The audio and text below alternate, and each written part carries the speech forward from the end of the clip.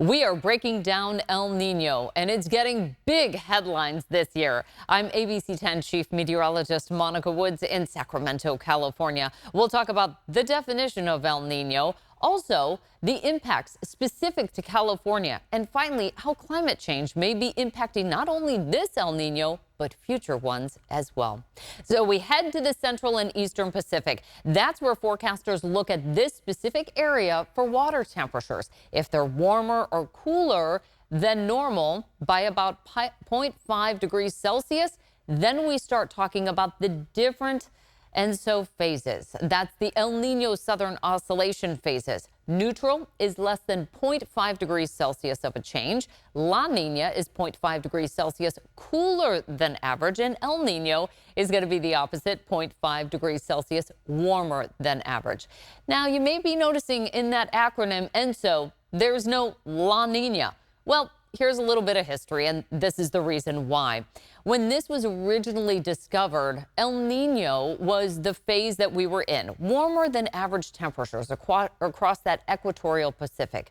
South American fishermen noticed that this was happening periodically every about 2 to 7 years, right around Christmas. Well, in the Spanish language, El Nino is similar to like boy child. So that's how that came to be. La Nina really wasn't discovered yet. So the acronym stuck, ENSO, and we'll refer to that as we start to dig in deeper to this global phenomenon. To talk about how this starts to form, we head to the equator and the trade winds.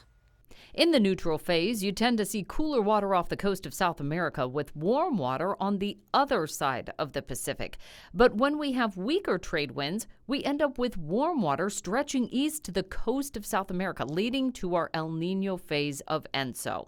If we look at some of the classic impacts that we statistically see in the United States, that's a wetter than average southern part of the U.S. and warmer than average conditions typically for the northern part of the United States. Let's go back to the tropics and turn to La Nina. It's basically the opposite of El Nino. Stronger trade winds and warm water getting pushed farther west from the coast of South America. This results in slightly different impacts for the United States. Drier conditions are favored for the southern U.S., wetter through the Pacific Northwest and Great Lakes, with colder conditions through the Central Plains as the polar jet plunges a little farther to the south.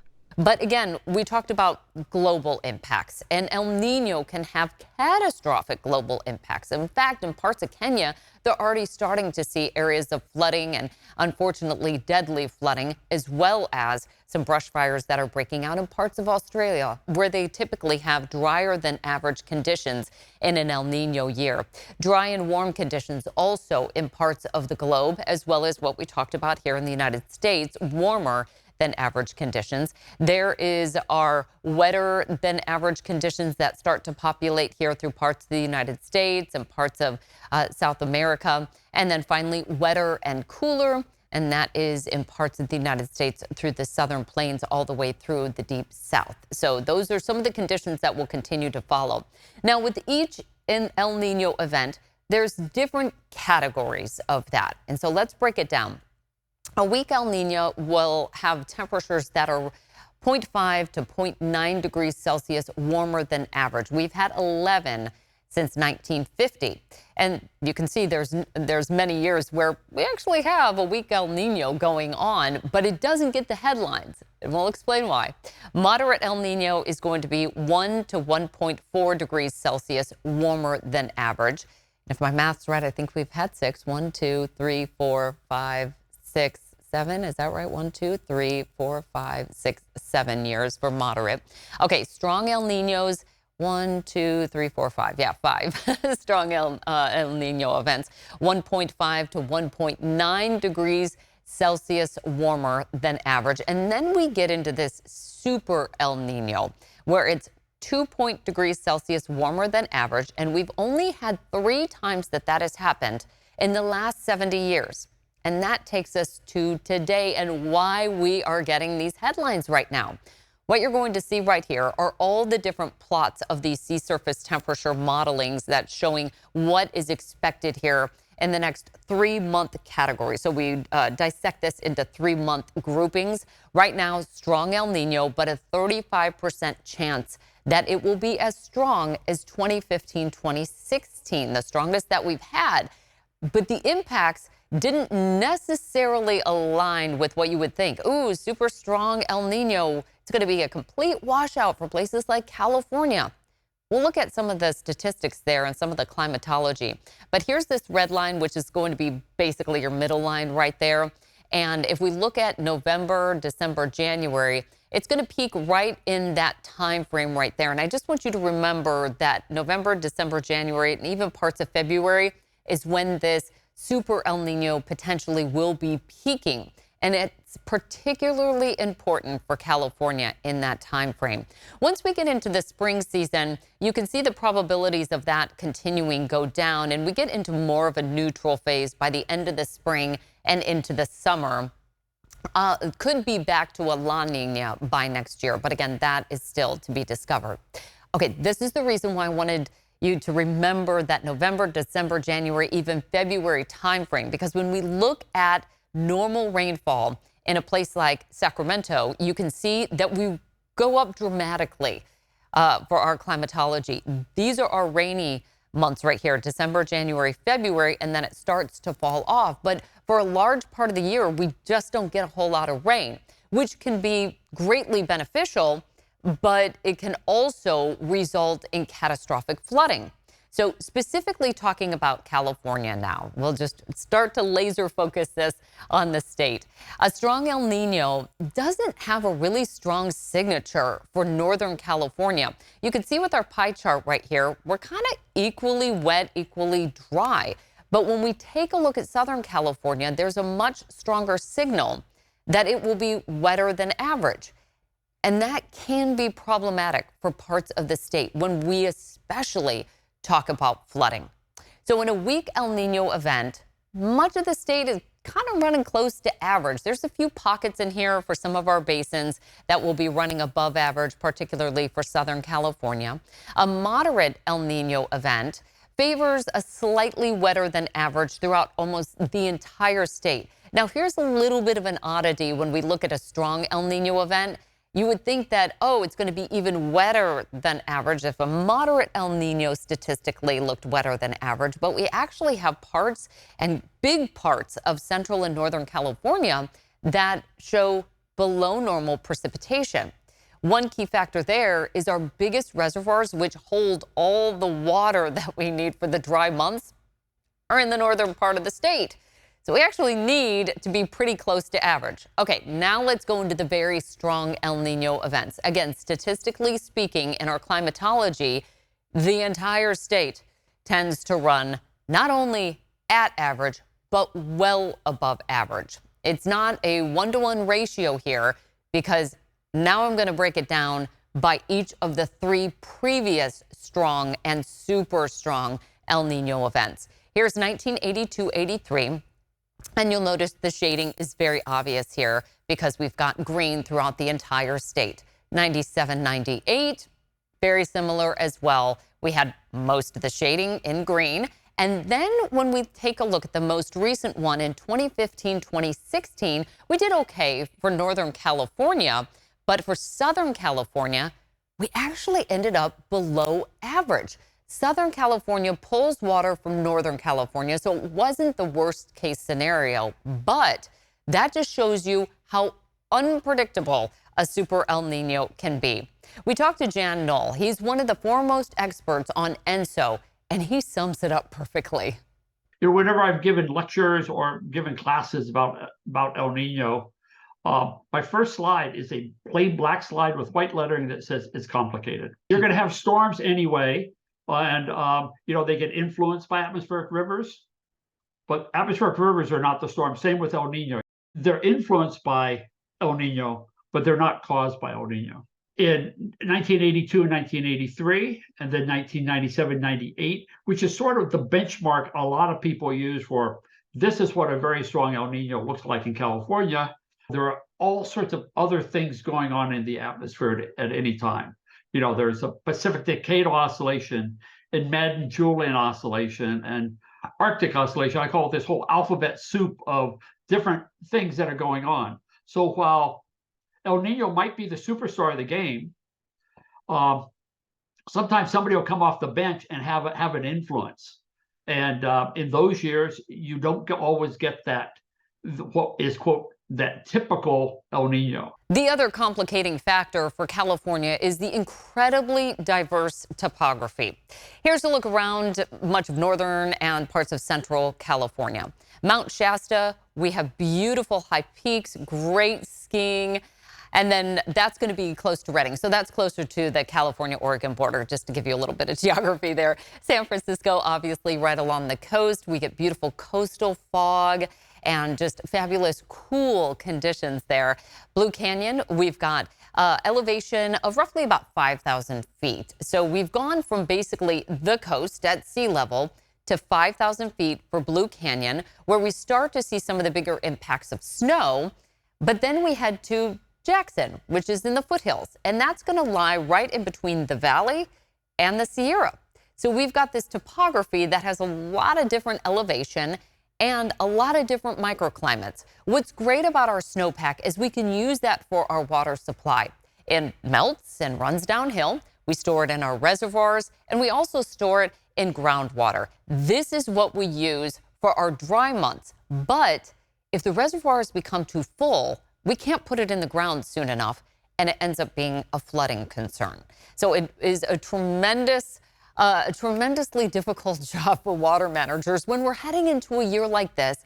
How much water to let out, how much to keep in.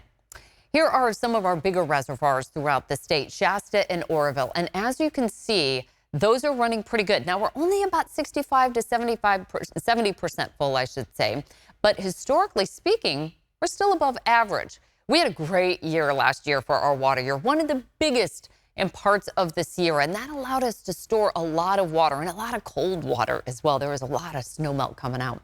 Folsom is a smaller reservoir. Again, I'm just going to say, keep in mind Shasta and Folsom, because we're going to look at those two a little bit deeper here. It's 50% full right now, but still 125% average. So they've let out a lot more water in Folsom. New Melones, Don Pedro, 80% full, still about 125 to 150% of average. And then San Luis, which is actually a combination of both the Central Valley Water Project and then the State Water Project. So it's a conjunctive use for the state and the federal governments. And that is about 100% of average and 57% full.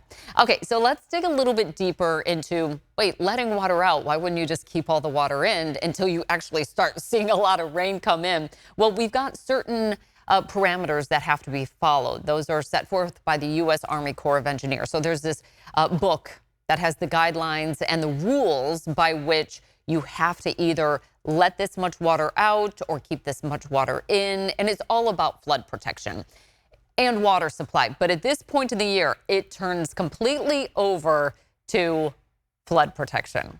And you can see with our largest reservoir, Shasta, it has 4.5 million acre feet of water stored in that reservoir. They are letting water out right here. This is our blue line right here, which is 2022, 2023. Remember that super El Nino that I talked about, 82, 83? It had catastrophic flooding. And you can see we're following almost exactly in line with that. We really didn't start to see that big increase in the inflow of water until roughly middle of December into January. So if we follow this line right here, that's where we started to see bigger inflow. So our year isn't starting off too terribly different than what we were seeing in 82, 83 in terms of our water storage. This is true as well for Folsom. But the key factor here for Folsom, it is a lot smaller. So if we get a flooding event, and we've seen that happen, Folsom just, quite frankly, can't hold that much water. They have to release water, which then heads downstream into the valley floor, into many of our rivers, and eventually out through the delta and out to the ocean. But it has to have a time frame and a capacity to do that. So water managers have to be very vigilant and delicate with how much water to let out and how much to keep in, because you don't want to run it dry, right? If you just ran it dry, then you might not have water for the next year. So we're right here at about 50% full. By the way, This teal shade here is going to be our average. This is usually where we're at. That's why everything's running pretty much above average right now. Now, I will also say in 82, 83, look what happened. We went all the way up above our threshold. So that's why the U.S. Army Corps of Engineers is very strict with those rules. The good thing is there's been a lot of research into forecasting, and so now they are coming up with kind of the new rules called FIRO, Forecast Informed Reservoir Operations, and they're able to use some of the better tools that we have now than, say, even in 82, 83, to keep a little bit more water in, preserve that for a little bit longer until we get at least a little closer to those storms, because we have better accuracy with that. So there is some good news there. Now, why is this such a concern? Well, it's because, as I mentioned, everything runs downhill. Gravity is going to do what gravity does. So if you've got the mountains sitting at, in some places, 10,000 feet, and then you've got the valley floor, which is basically at sea level, everything is going to run downhill. When we have a strong El Nino event that produces incredible amounts of precipitation for the Sierra, if it's snow, that's not necessarily the worst thing because it will meter off slowly. But if it's rain and it heads downhill with a speed that water managers just can't release water fast enough, that becomes a critical concern. So what you're looking at right here is tracking El Nino events, strong El Nino events in the northern Sierra. That's going to be your South Lake Tahoe, Truckee, Shasta, those types of basins there. Some of the names that you might have heard of before, but we've got basically these stations right here. 1, 2, 3, 4, 5, 6, 7, 8 stations for our northern Sierra. And over the course of those strong El Nino events, you can see that everything shaded in orange is going to be below average. Our average is about 50 inches, and everything below that in orange is going to be the years that we actually had below average for strong El Nino events. Everything in green, above. For the most part, everything's been above. That's why we be very nervous here as we start to head in through our January and February timeframe. Now, as we look at the 5-station index for the Central Sierra, things start to become a little bit more murky because we have an equal chance of basically seeing above normal or below normal. So we don't want to necessarily let too much water out, because if we do, then might not have enough for the dry summer months. One of the things that's different in the Central Sierra is we start to, as we get out of the Northern Sierra, which has pretty large rivers and it can handle larger volumes of water coming down the hill. When we get into the Central Sierra, those become pinched off a little bit more. The capacity to carry large volumes of water decreases as we're starting to head through the Central Sierra, which has some of our biggest peaks, and by the way, sometimes can record some of the biggest snowfall of any parts of California. And then we've got our last one. This is going to be our 6-station index for the Southern Sierra, also kind of an equal chance of seeing above or below. So this is just for the mountains. And the reason why I point this out is because the mountains play a big part in what happens on the valley floor when all that snow that falls starts to melt, because it just heads to the lowest elevations. And what we saw last year was big flooding for places like Tulare Lake, the ghost lake that doesn't exist in drought conditions. But when we get these big snowstorms and these big water years, when that water runs downhill, or even big rain events. So we could have a big rain event and that thing would reappear. It all heads downhill right through Visalia, parts of Hanford, Corcoran, and there sits Tulare Lake. So that kind of gives you a little bit of topography. Nicholas Pinter, a flood expert from the University of California, Davis, explains we always need to be on guard, whether it's a strong El Nino or not. Do you feel that there's anything about the managed hydrology that we have in California that can elevate the level of flooding with these big events? So first off, I'd say whether this winter brings us a lot of El Nino driven precipitation or not, we need to be vigilant. Going into every wet season, California, an awful lot of the state is at risk of flooding. So we absolutely need to pay attention to it no matter where we are. There's a lot to be concerned about. So there's portions of the Central Valley that are extreme risk of flooding. There's a lot of infrastructure on the state's floodplains and alluvial fans. There's a lot we do locally that makes it better, like a lot of dam storage protection, but there's things that humans do that make that flood risk worse. California has a history of building, succumbing to the pressures for growth and development. We have definitely built things in floodplains that shouldn't be there, and that ranges from individual residences to neighborhoods to great big prison facilities like Corcoran. We've seen that last year. So the first mistake we made is building where we shouldn't. Second mistake is not paying attention to climate change, which is expanding those footprints of floodplains of areas at risk of flooding in the state.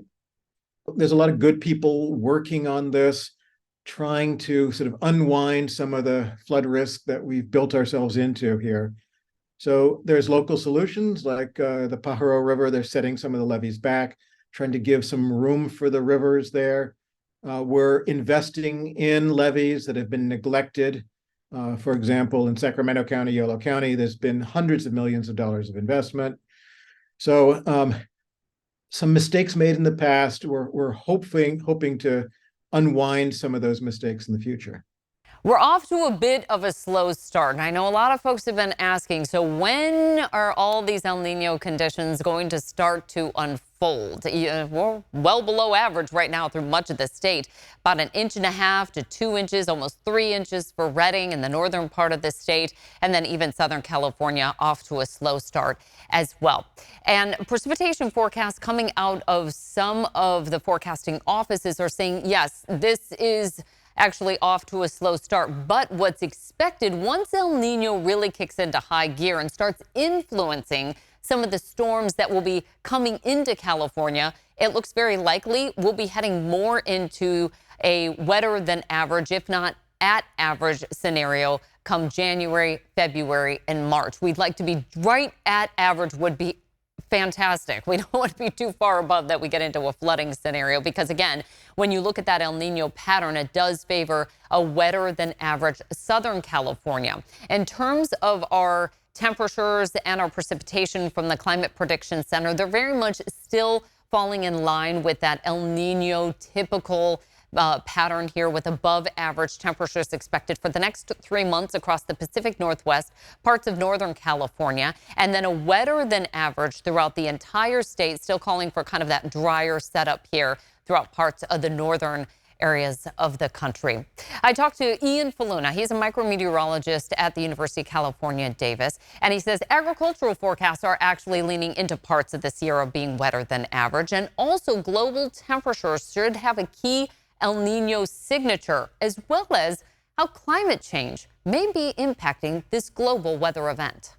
There's a lot of excitement about El Ninos, and it's going to have impacts on our global temperatures for sure. So I think, a decent prediction you can make is that we're going to be experiencing some of the warmest temperatures on record. If you look at agricultural forecasts, so if you go a little bit further in our predictive capability, it's likely that increased snowpack in the south, in the southern Sierras, are going to actually help, irrigate the whole Central Valley in some sense. So there will be, I think, consequences up north, but not in terms of things that day-to-day people are going to experience in terms of, more atmospheric rivers or anything like that.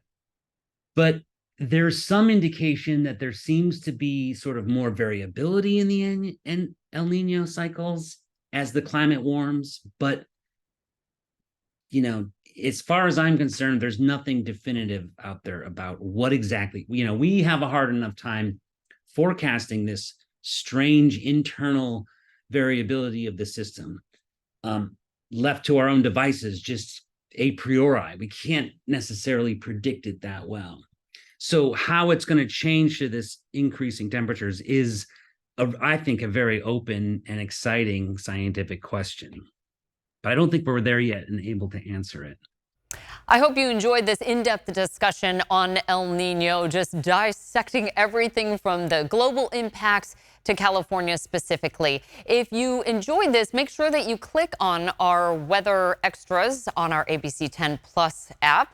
And there you'll find our series as well. We go into depth on mega flood, water wasted, and the California drought. You can get all that as well as extended forecast on ABC 10 Plus.